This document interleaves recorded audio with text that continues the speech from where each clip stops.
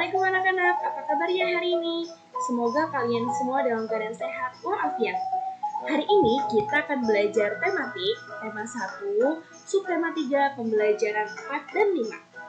Silahkan kalian buka buku kalian halaman 124. Di pembelajaran sebelumnya, kalian sudah mempelajari tentang pertumbuhan hewan. Nah, hewan berkembang biak dengan cara yang berbeda-beda. Ada yang dengan cara bertelur dan ada yang dengan cara melahirkan.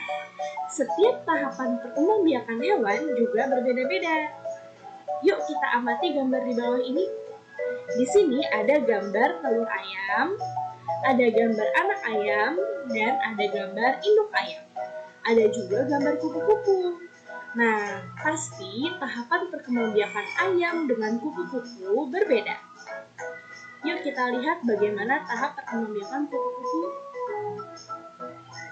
Ya, di sini ada gambar daur hidup kupu-kupu. Apa sih daur hidup? Daur hidup itu adalah serangkaian perubahan yang berkaitan dengan makhluk hidup dari awal atau dari dia kecil sampai dia dewasa atau besar. Di sini daur hidup kupu-kupu dimulai dari telur. Setelah itu, telur kupu-kupu menetas menjadi ulat. Ulat memakan daun-daunan sehingga tubuhnya menjadi besar. Ulat mencari tempat untuk berdiam diri dan membentuk menjadi kepompong. Setelah itu, tubuh ulat berubah menjadi kupu-kupu. Nah, semua makhluk hidup memiliki daur hidupnya masing-masing. Betapa sempurnanya ya ciptaan Tuhan. Ya, di sini ada tahapan-tahapan daur hidup kupu-kupu. Ada banyak jenis kupu-kupu yang dapat kita temui di sekitar kita. Ukuran kupu-kupu ada yang besar dan ada yang kecil dengan berbagai macam warna dan motif. Nah, di sini juga ada menirukan gerak kupu-kupu dari mulai dia menjadi telur, lalu menjadi ulat, menjadi kepompong, sampai akhirnya menjadi kupu-kupu.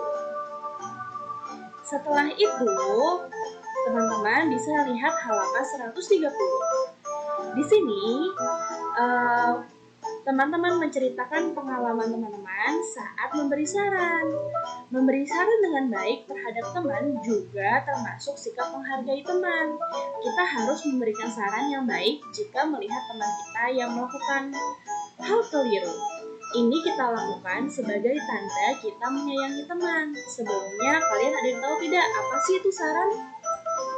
Saran itu sebuah hal yang berupa usulan atau anjuran ataupun solusi terhadap suatu permasalahan.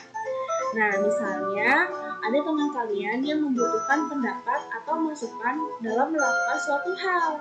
Saran itu biasanya didapatkan dari hasil pemikiran dan digunakan dalam rangka untuk membangun suatu hal yang masih belum sempurna. Nah, biasanya saran ini sifatnya untuk kebaikan teman-teman. Dan ketika memberi saran harus dengan bahasa yang santun. Tidak boleh kita mengejek ataupun mencela teman kita. Ini semua termasuk pengamalan sila kedua Pancasila. Ada yang masih ingat bunyi sila kedua? Ya, kemanusiaan yang adil dan beradab. Nah, setelah kita mempelajari daur hidup kupu-kupu, selanjutnya kita akan mempelajari daur hidup katak. Kita lihat di pembelajaran 5.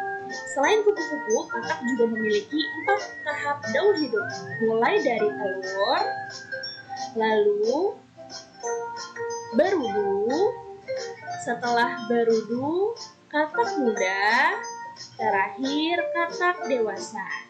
Yuk, mari kita bahas. Katak mengalami perubahan bentuk yang sangat berbeda.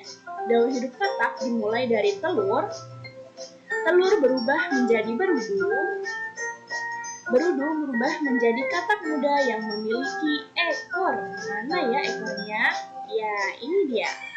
Katak muda yang memiliki ekor. Katak muda berkembang menjadi katak dewasa.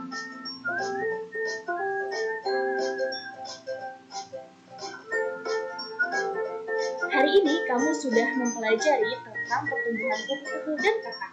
Ada orang yang berani untuk menyentuh kedua hewan tersebut, ada juga yang tidak berani seperti pada gambar berikut ini. Nah, nanti kalian tuliskan saran kalian kepada temanmu agar dapat saling menghargai akan perbedaan keberanian. Oke, kita lanjut di halaman 134. Penyu juga berkembang biak dengan cara bertelur. Penyu termasuk hewan yang dilindungi.